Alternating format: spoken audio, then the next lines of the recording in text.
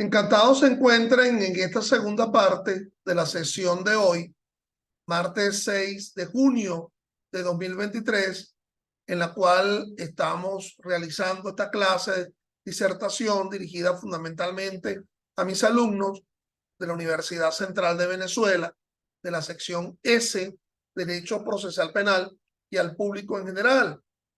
Clases estas que la pueden encontrar en mi canal YouTube, Ángel Serpa Aponte, para que allí verifiquen mis criterios, conozcan mis pareceres sobre aspectos vinculados al derecho penal, al derecho procesal penal. Nos encontramos en el análisis ya bien adentrado del juicio oral y público, es decir, del desarrollo de ese juicio oral y público conforme lo establecen los artículos 315 y siguientes del Código Orgánico Procesal Penal. Decía yo que esa fase de juicio está integrada por el juicio oral y público, pero que también está integrada por actuaciones previas antes del inicio del juicio oral y público. Los que estén viendo este video de forma novedosa, acudan a mi canal para que vean la primera parte de esta presentación del día de hoy. Decía yo que antes de iniciarse el juicio oral y público, podría darse la admisión de los hechos conforme al artículo 375 del COP, bien sea porque se calificó el procedimiento abreviado por flagrancia y la acusación es ahora novedosamente que se está presentando ante el tribunal de juicio, o bien sea que no habiéndose calificado el procedimiento abreviado por flagrancia, sino que se calificó como un procedimiento ordinario, el acusado decidió no admitir los hechos en la fase anterior, en la fase intermedia, y lo está haciendo ahora. También habíamos mencionado la prueba complementaria, esa que se conoce después del dictado del auto de apertura a juicio, normada, regulada en el 326, y las excepciones. Todavía en una fase tan ulterior como la fase de juicio, se puede oponer excepciones, atacando la acción. Pero solamente estaríamos hablando de tres causales. Una, las excepciones que fueron desechadas en la fase intermedia, bien sea que hayan sido declaradas inadmisibles o improcedentes en dicha fase intermedia, puede insistirse con ella en la fase subsiguiente, que es la fase de juicio. Pero también cuando estamos hablando de la extinción de la acción penal, se está verificando la extinción de la acción penal, bien sea por prescripción. En este caso estaríamos hablando de la prescripción extraordinaria o judicial. No estaríamos hablando de la prescripción ordinaria, que es la que se origina a partir del momento de la comisión del hecho. Si ya estamos en juicio, es que se interrumpió de alguna forma la prescripción ordinaria. Y también por problemas de incompetencia, yo diría también de falta de jurisdicción, pero que sean novedosos, que nunca se habían planteado con anterioridad. Por otra parte, también podría darse, antes del inicio del juicio oral y público, las alternativas a la prosecución del proceso que sean de carácter novedosa, como por ejemplo el acuerdo reparatorio o la suspensión condicional, cuando nunca se verificó en la fase intermedia. Ello porque, bueno, así lo decidió el propio acusado, o bien sea que el procedimiento se había calificado como flagrante, abreviado, y no tuvo una fase intermedia, y es ahora que se está presentando el acto conclusivo. Por cierto que también podría hablar dentro de las alternativas el principio de oportunidad. El fiscal decidió que es un delito de bagatela, de poca monta, conforme lo establece el 38 y siguientes del COP, a pesar de que el delito fue flagrante. Y entonces así solicita un principio de oportunidad. Sigamos con este recorrido de esta fase de juicio.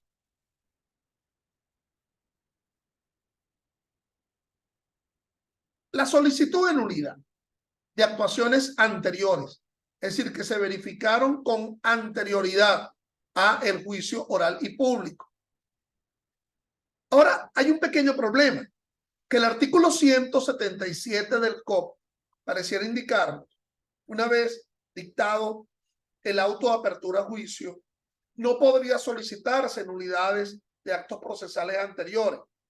Sí, pero ese artículo 177 del COP, léanlo para que lo verifiquen, nos dice, salvo hipótesis de nulidad absoluta, salvo que estemos en presencia en hipótesis de nulidad absoluta, dice casi la primera frase del artículo 177.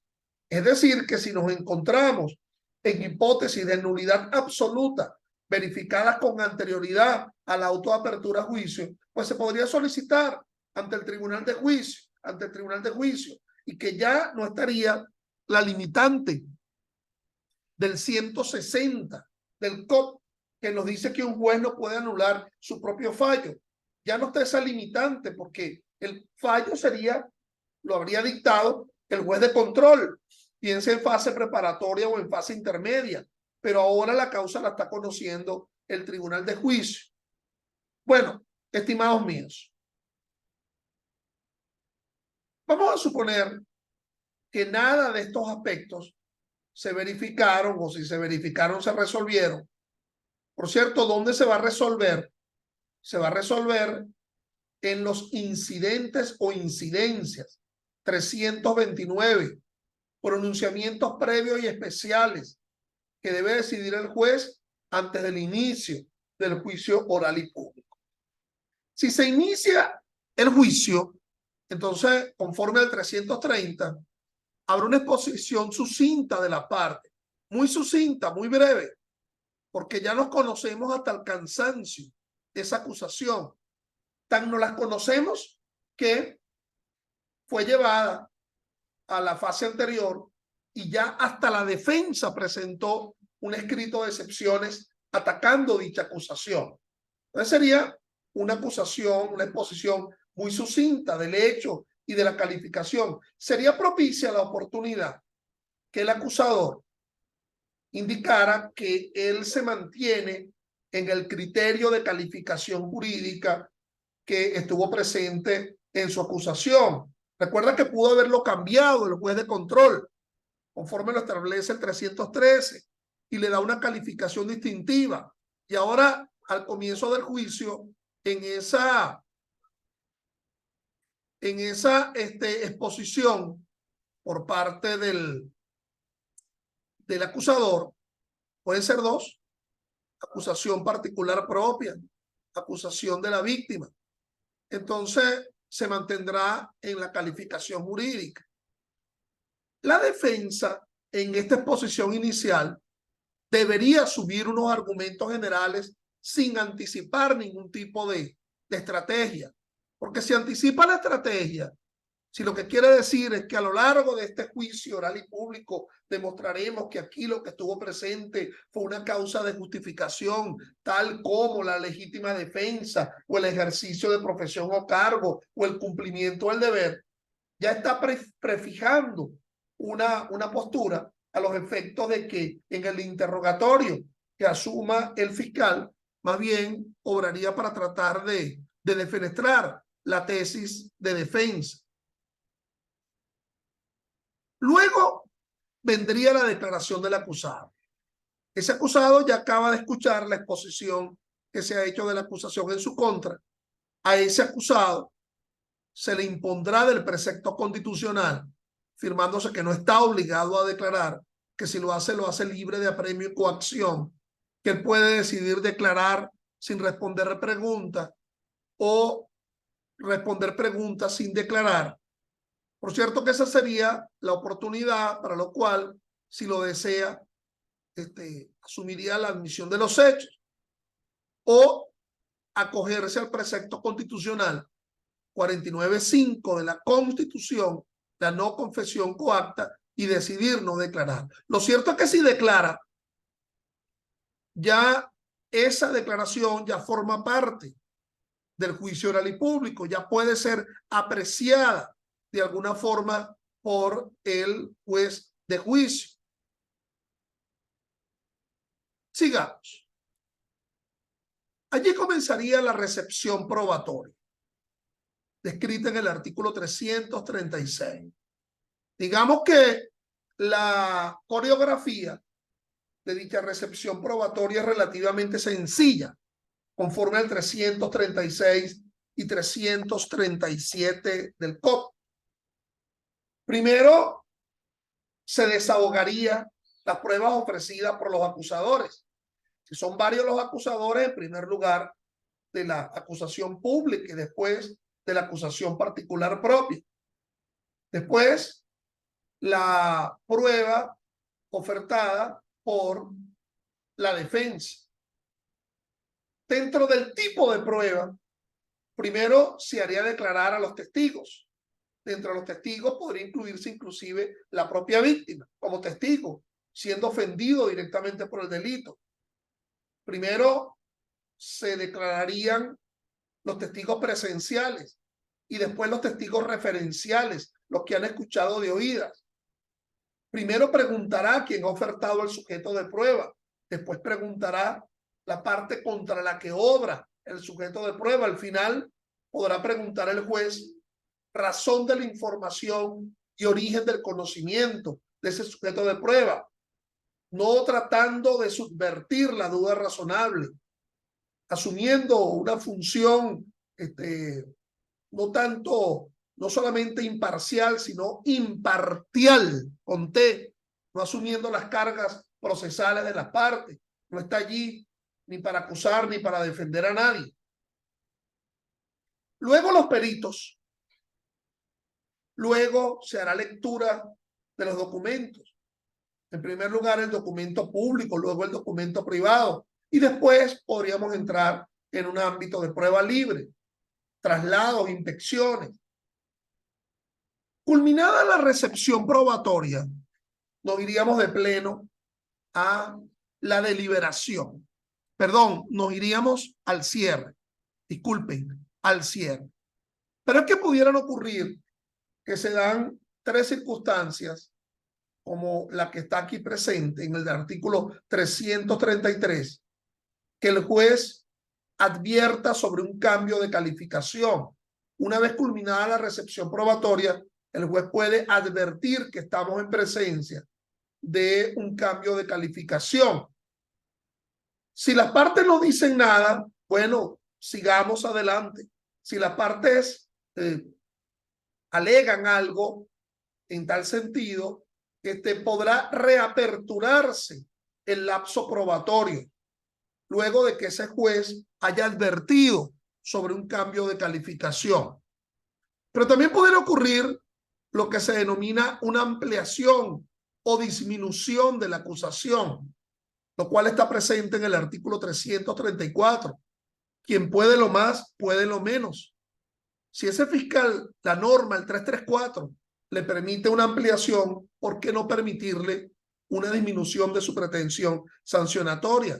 Total, el principio ad maior ad minus. Quien puede lo más, puede lo menos. Hasta preferiría ese fiscal que por lo menos fuera sancionado de algo a que salga absuelto, porque ya hablar de sobreseimiento implica un tema de extinción de la acción penal.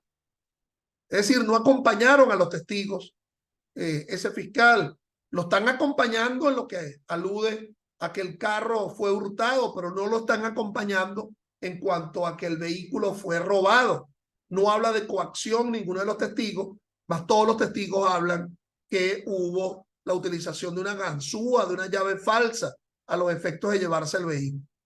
Pero puede darse también una tercera circunstancia, que es el hecho nuevo, que está descrito en el artículo 342 del COP. Hecho nuevo, un hecho sobre el cual se maneja sus contornos generales, pero que requiere una demostración. Entonces, de no darse la advertencia de cambio de calificación o la ampliación de la acusación o del hecho nuevo, hecho o circunstancia nueva, 342, pasaríamos a la deliberación. Pasaríamos, perdón, al cierre. Por cierto, que ese hecho nuevo es la única posibilidad, o una de las pocas posibilidades, aunado a la que establece el artículo 227 del Código Orgánico, perdón, 223 del Código Orgánico Procesal Penal, para que el juez asuma una iniciativa oficiosa de prueba. Lo cierto es que tiene que darse el cierre. En ese cierre primero expondrán los abogados, expondrán los acusadores. Por supuesto que no tendrá que dar una clase de derecho, sino que tendría que referirse a lo que acabamos de asistir, a ese juicio oral y público, concretarse al hecho en concreto si fue demostrado o no. Luego intervendría la defensa con su sustento defensivo, bien sea cuestionando la prueba, bien sea cuestionando la demostración del hecho, o bien sea afirmando que ese hecho que le es atribuible al acusado técnicamente no configura un delito, porque estamos en presencia de una causa de atipicidad, de una causa de exclusión de la culpabilidad, o de una causa de justificación, o de una excusa absolutoria. Y luego declararán en cierre, no es un quehacer probatorio, es la culminación de un juicio. El acusado y la víctima. Se supone que ese acusado iría a reiterar su condición de no responsable. Es esperable que la víctima vaya a reiterar que ese acusado fue quien cometió el hecho, de la cual esa víctima principal o secundaria, cualquiera de las dos, conforme a lo que establece pues el 121 del COP a partir de los numerales segundo y siguientes, podría afirmar que ha sufrido el delito y que esa persona lo cometió. Imagínense ustedes que en ese momento tan ulterior diga el acusado, yo lo que quiero decir ahora es que yo sí fui. O que la víctima diga, yo lo que quiero decir ahora es que ese señor quien está allí como acusado, él no fue. Bueno, eso se configura un hecho nuevo. Y ese hecho nuevo haría reponer la causa a esa posibilidad de declaración, de recepción probatoria, y el juez tendría que tomar en cuenta esa circunstancia, los efectos de apreciar cómo es posible que primero dijo una cosa y luego otro, hasta delitos pudiéramos estar allí presentes, delitos contra la administración de justicia, como por ejemplo el falso testimonio. En todo caso, ese juez deliberará ya no en presencia de participación ciudadana, ya no hay escabinos ni jurados, y emitirá un veredicto. Las opciones son, si hay certeza de culpabilidad, una sentencia condenatoria. Si hay duda razonable, bien sea con el hecho demostrado, o bien sea con la prueba, o bien sea con respecto al delito, bueno, será una sentencia absolutoria. Ulteriormente también se podría haber dictado una sentencia de sobreseimiento cuando la decisión surge es por vía de la prescripción de la acción, o porque se ha verificado una cosa juzgada, o por la muerte del procesado. Luego de ese veredicto se le concede al juez 10 días hábiles, y aquí son los días de efectivo despacho, los días hábiles, para que publique una sentencia. Ya las partes están a derecho, si el juez termina publicando dentro de los 10 días hábiles, para apelar a apelación de sentencia, artículo 444 y siguientes del COP. Y si se publica con posterioridad a esos 10 días después del veredicto, entonces tendrá que notificarse a las partes de la publicación de la sentencia para allí ejercer su derecho al recurso. Bueno, aquí concluimos con la clase de esta semana, con las clases de esta semana. El lunes tendremos de nuevo clase, mis alumnos, a las 4 de la tarde, con las 2 sesiones habituales, donde abordaríamos las consideraciones generales con respecto a los recursos procesales penales. Por cierto que al abordar el tema de los recursos, ustedes como que tienen mucha más materia que la otra sección, con lo que se va a abordar el día lunes. Y ya saben ustedes que irán recibiendo cada uno de forma individual el vínculo para las reuniones individuales de el examen, el segundo parcial, a partir del martes, martes 13, el martes 13 a partir de las 4 de la tarde, reuniones individuales que irían desde las 4 de la tarde o inclusive hasta las 9:30 p.m. de ese día, para agotar en las reuniones individuales la reunión del examen segundo parcial con respecto a ustedes. Vamos a tratar, o por lo menos el mismo lunes, de fijar una reunión de consultas. Puede ser después de que culminemos con la clase del lunes. Estoy a vuestra orden. Ya saben mis correos, ya saben mis teléfonos o mi teléfono a los efectos de cualquier consulta. Gracias.